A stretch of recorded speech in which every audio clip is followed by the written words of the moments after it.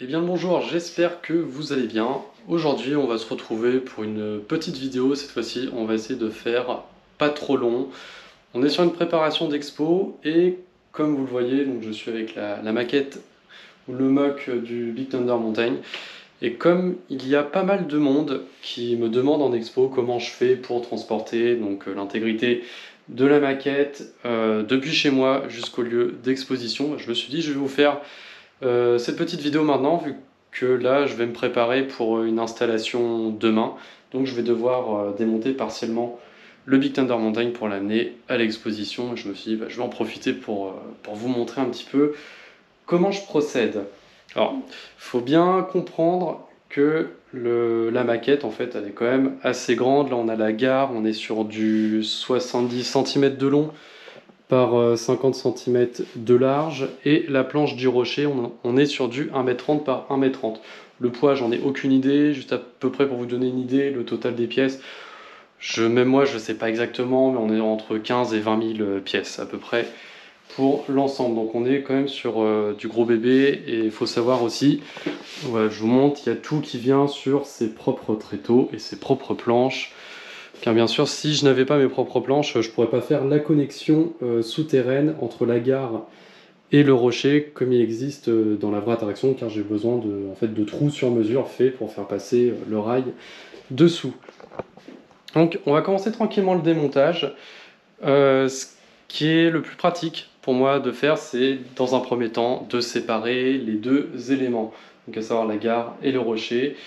Donc pour cela, quand on va procéder, déjà il faut déconnecter toutes les connexions électriques. Donc ça, normalement, alors si j'arrive à le retrouver, voilà, l'autre bout du câble, en fait c'est ce qui relie donc le moteur du lift 4 qui est ici aux autres moteurs pour les lifts 1, 2 et 3 qui se situent sur le rocher. En fait tout ça est connecté au transformateur, le transformateur a été retiré.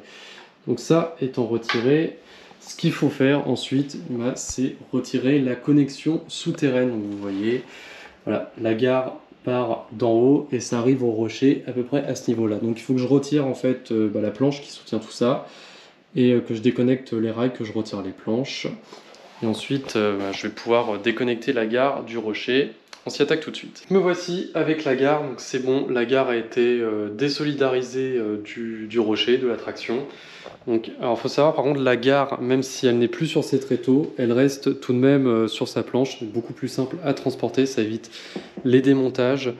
Sinon, en fait, mis à part donc, le câble qui est ici, là vous voyez bien, et le lift 4 que j'ai rabattu sur l'arrivée en gare, parce qu'en fait je ne peux pas le détacher complètement à cause de la chaîne, parce que s'il faut en fait défaire la chaîne et la remettre, c'est une galère sans nom. Donc si je peux m'éviter ça, mais en fait mis à part ça, il y a quasiment rien qui est démonté, et en règle générale pendant le transport au niveau de la gare, il y a quasiment rien qui bouge. Il y a peut-être un ou deux arbres là-bas qui se détachent, ou un ou deux bonhommes qui se fait, enfin un minifig qui se fait renverser, mais ça c'est rien du tout.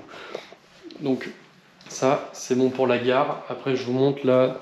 Vous avez donc les deux tréteaux de la gare qui sont juste là, et puis les planches de support pour la partie souterraine de l'attraction. Donc cette partie est en fait, maintenant, on va s'attaquer bien sûr à la plus grosse partie. On va remonter là-haut. Et forcément, vous l'aurez compris, la plus grosse partie, c'est le rocher. Alors en fait, comment il faut procéder avec ça? En fait, le but du jeu, c'est que pendant le transport, il y ait le moins de choses possibles qui cassent. Et déjà, en fait, pour pas que ça casse, il faut, on va dire techniquement parlant, rabaisser le centre de gravité, c'est-à-dire tous les éléments qui sont le plus haut, il va falloir les démonter. Alors, j'entends par là, par exemple, ce pic rocheux, alors si vous avez bien vu sur la page Facebook un petit peu comment j'ai monté la bête, en fait, c'est juste une partie qui est posée, et à l'intérieur, c'est creux, ça me permet d'accéder au lift 1 et 3 sur cette partie-là. Comme ça, s'il y a des déraillements, des petits problèmes techniques et tout, ça me permet un accès assez simple. Et surtout, c'est que ça se démonte, et comme ça évite que ça se casse la figure pendant le transport. Et en fait, j'ai plein d'autres petites parties comme ça qui se retirent. Ce piton rocheux là, par exemple, voilà, je vous montre, comme ça, voilà, il se retire. Il est juste posé. Et comme ça, ça permet de rabaisser le centre de gravité et que ce soit beaucoup plus stable. J'ai aussi dans l'angle, voilà, cette petite partie là qui est posée également. Et j'ai plein de petites parties comme ça qui s'enlèvent. Je dois avoir, voilà, je vous montre tout ce que je peux prendre normalement à une main sans trop casser. Voilà, là j'ai, on va dire, ce socle-là. Voilà. Pour vous faire un exemple, en fait, la partie ici, c'est un petit peu comme la partie que je viens de retirer. Vous voyez, il y a les lifts qui sont là. Et c'est juste mis avec des encoches. Donc voilà, je retire ça. Donc voilà, si je ne dis pas de bêtises, parce que ça fait un petit moment que je ne l'ai pas fait, il y a cette partie-là aussi. Donc voilà, il faut que je fasse le tour, que je retire toutes les petites parties à retirer. Voilà, il y a ce petit piton rocheux là. Puis après tout ça finit du coup dans un carton, comme ça au moins ça ne bouge pas. Et puis on se retrouve pour l'étape suivante. Donc cette première partie de démontage du rocher vient de se réaliser. Je vous montre un petit peu ce que ça donne. Voilà, là j'ai retiré quelques éléments. Enfin vous voyez en fait c'est comme si j'avais raboté le tout. Je vous en ai pas parlé non plus, mais j'ai retiré également les arbres parce que alors, en fait ça va venir avec la prochaine partie. Vous allez comprendre pourquoi. Mais là vous voyez du coup tous les pitons rocheux ont été retirés. J'en profite pour vous montrer du coup voilà, l'intérieur. Ça ressemble un petit peu à ça, le lift 1, le lift 3, situé ici. Il y a juste, voilà, sur la partie ici, où j'ai laissé les arbres parce que j'ai fait une modification et en fait les arbres restent sur la partie du rocher. Oui, car vous l'avez compris, en fait, il y a plusieurs parties. En fait, il y a donc le rocher qui se divise en deux parties, on verra ça à la fin. Mais là, en fait, l'autre partie, c'est le lac. Et le lac, en fait, c'est toutes ces... En fait, là, vous voyez toutes ces base plates de 32 par 32 de couleur bleue qui entourent tout le rocher. Et en fait, il va falloir bien sûr les retirer et pareil, les mettre dans un carton. En vous parlant de carton, je vous montre vite fait le carton que je viens de faire avec tous les pitons rocheux, tout ça, et des petits sachets avec les arbres. J'ai retiré également la tour... espèce de tour, l'échafaud qu'il y a à ce niveau-là sur le lift 2, parce que ça a tendance aussi à s'envoler. Et bien sûr, je vous en avais pas parlé, mais l'arche qui est au niveau de l'arbre opossum, qui est le dernier ajout que j'ai fait au niveau du rocher. Donc on en revient en plaques, voilà, il va falloir démonter une par une les plaques, je sais plus combien il y en a en tout, je crois qu'en tout il y en a 16, il me semble. Donc voilà, il n'y a plus qu'à démonter tout ça, puis vous allez voir un petit peu comment ça dénature complètement le décor. Ah oui, étonnamment, Bip et Coyote, eux, je les laisse étonnamment. Alors pourtant, ils sont pas tenus par grand chose, mais ils se sont jamais cassés la figure pendant le transport. Et aussi, oui, il faut retirer cette espèce de tapis. En fait, c'est comment dire, c'est l'espèce de technique que j'ai utilisée pour faire la colline. C'est une technique en fait qui consiste à prendre vous savez, des filets et de coincer des plates comme ça avec des petites plates rondes comme ça. Comment dire, en fait vous mettez les plates rondes sous le filet, ensuite vous mettez le filet et ensuite vous mettez les plates comme ça et ça fait que ça se maintient et ça permet des formes assez souples. Enfin bon, je vais le retirer puis je vais vous montrer ça. Et autre chose également, tant que je repasse dans le coin, je vous parlais des arbres. Alors en fait les arbres, il faut que je les retire parce que ils sont... en fait tous les arbres qui sont situés là, ils sont sur les plaques bleues. Et en fait, ce que je fais comme petite technique, bon voilà, c'est tout simple, tout bête. Pour savoir à peu près où les remettre, déjà je prends une photo et ensuite tous les arbres ils sont au niveau des petites plates rondes de 1 que vous voyez ici là en marron. Tous les arbres se fixent là-dessus, comme ça je sais exactement où ils vont. La deuxième étape, est accomplie. Tout le lac a été retiré, toutes les base plates bleues ne sont plus là et c'est vrai que quand on regarde comme ça rend tout de suite la structure beaucoup plus petite. Ça fait très bizarre de l'avoir au milieu des planches, mais bon, c'est comme ça qu'il faut procéder pour le démontage. Donc je fais un petit tour vite fait pour vous montrer. Vous voyez en fait là il y a tout le pont aussi qui part parce que c'est sur les plaques. L'entrée de la mine également, je la dégage pour pas que ça dépasse. Donc vous voyez là on fait le tour, là il n'y a rien à signaler. Voilà, les arbres ils peuvent rester ici, ce qui n'était pas le cas avant. Et il y a toute une partie aussi, voilà, la courbe après la scène de splash qui aussi est fixée sur sur les plaques bleues, donc obligé de la retirer du coup avec un des petits cabanons. En fait ça se retrouve là dans ce carton. Alors, en fait ce qui est galère, et là j'ai tout le temps de la case, c'est sur le pont de toute façon, parce que le pont il est quand même assez fragile. Puis là vous voyez il y a la plaque que je disais avec la courbe et la cabane après la scène du splash qui est juste là. Ce qui en fait casse-pied avec certaines de ces plaques, c'est qu'il, si vous voulez, en fait, bah là il y a des grosses constructions dessus. Donc c'est pas très plat dans le carton, mais après bon la majorité il n'y a pas grand chose dessus, donc c'est plat et ça ne casse pas. Là où je peux avoir un peu de casse, c'est sur ces deux éléments là. Peut-être un peu aussi le ponton qui est là avec Sébastien. De la scène du splash aussi qui est un petit peu fragile, mais bon après ce qui est bien c'est que les éléments du coup restent dans les cartons.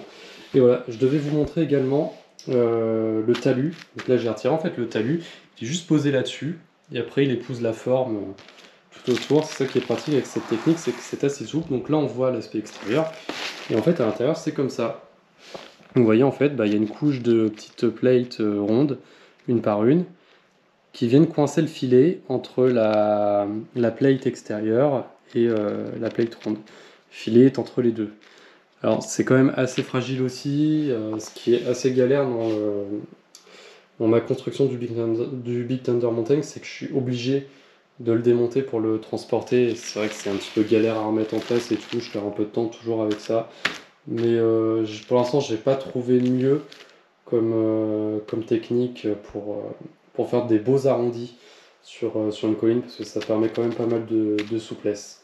Voilà, c'était pour vous montrer cette technique qui existe.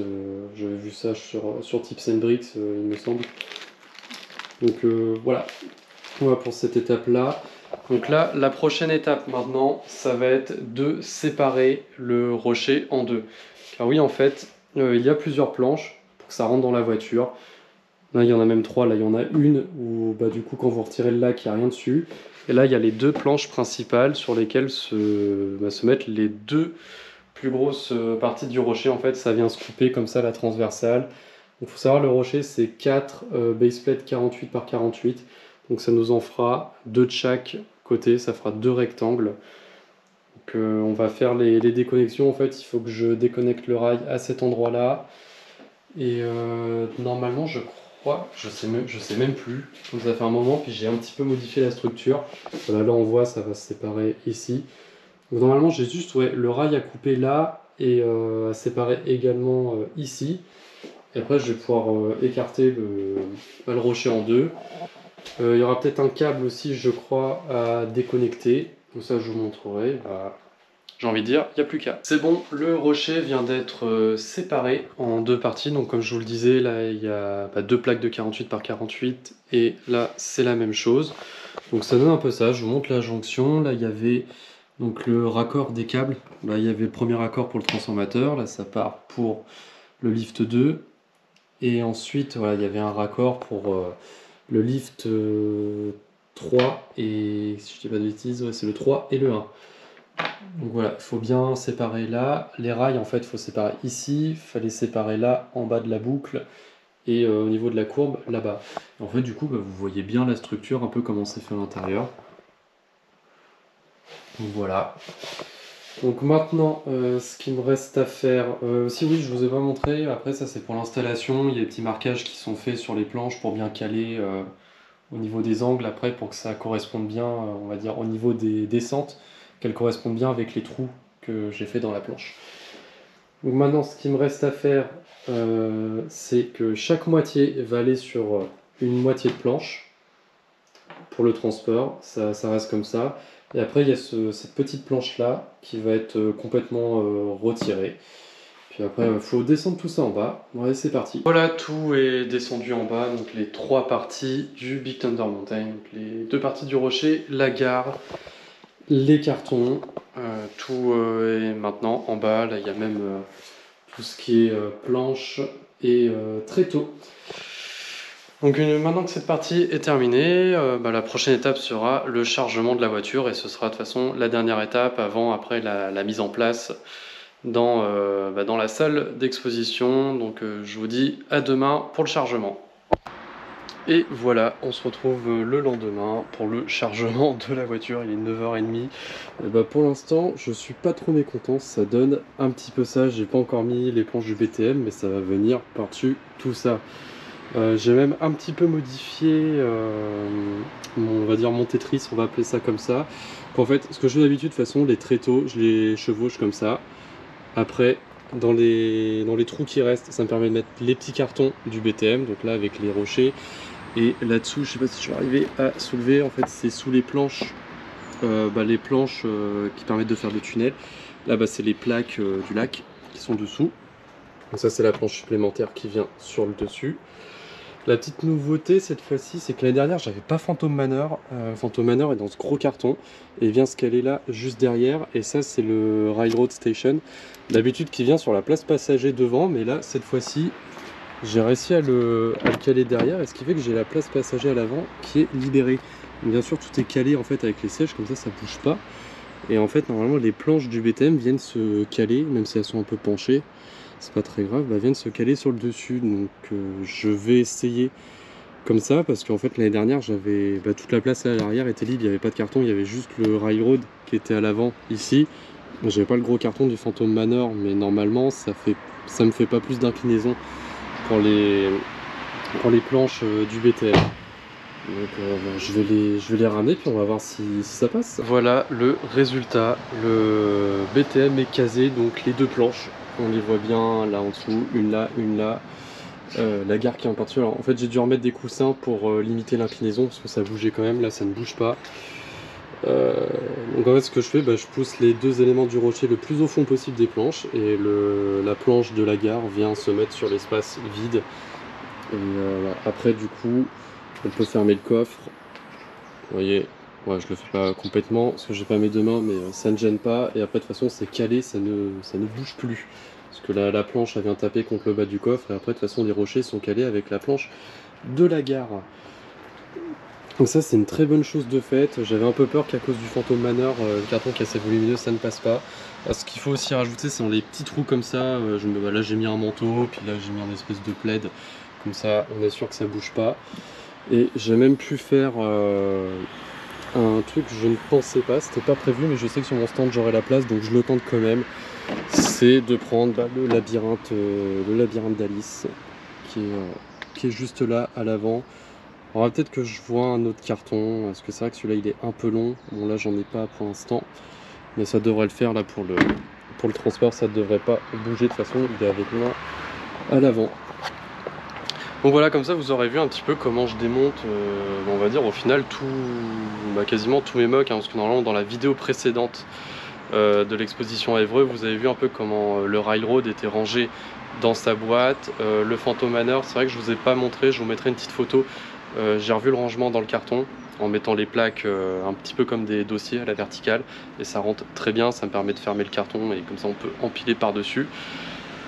Donc voilà, c'est tout pour cette vidéo. Moi j'ai plus qu'à prendre la route, à espérer qu'il n'y ait pas trop de casse, et ensuite à m'installer. J'essaierai de vous faire aussi une vidéo de l'expo à laquelle je vais. C'est notre grosse exposition annuelle opérée avec l'association dans laquelle je fais partie, donc Brissy.